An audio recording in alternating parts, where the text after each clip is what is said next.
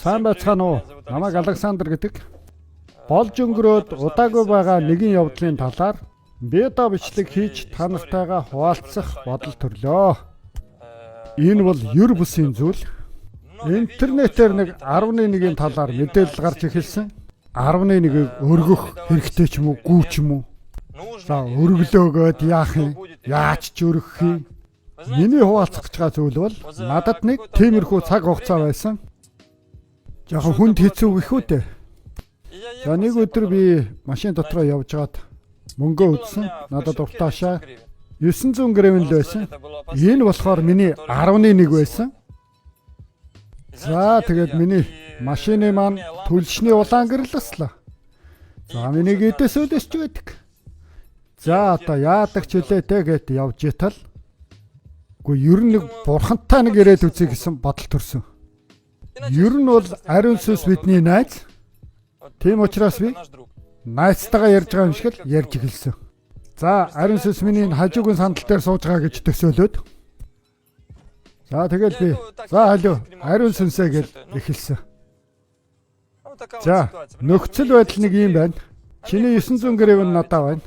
Шатхууны гэрэл ассан байна. Миний гэдэс өлсөж байна. Чи надад зээлч. За би 7 хоногийн дараа өгчихөн дөө гэл. Би чамд өгчихөн дөө өгчихнө гэл.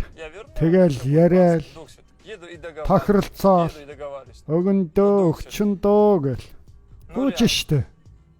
900 штэ. Өгчихөн дөө өгчихнө. Тийм ээ. Би амлалтаа мэдж байгаа. Мэдж байна. Ингээл яриа явж исэн чинь зорчигч гараа өргөө зогсож исэн.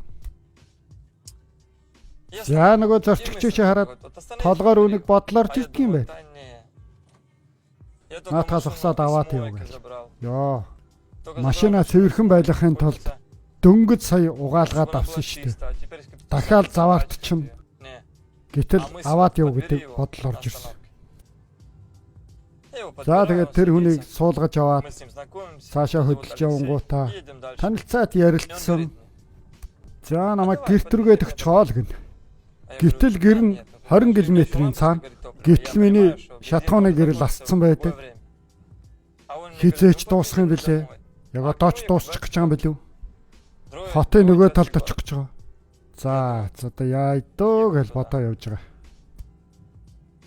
Гэтэл нөгөө хүмүүс маань яваа өгчихөл доо гэж гуйж байгаа. За тэгээ та гэж явсан. За бензин маань дуусчих үедээ гэж бодсон. Ямар ч байсан гэрт нь хүртсэн.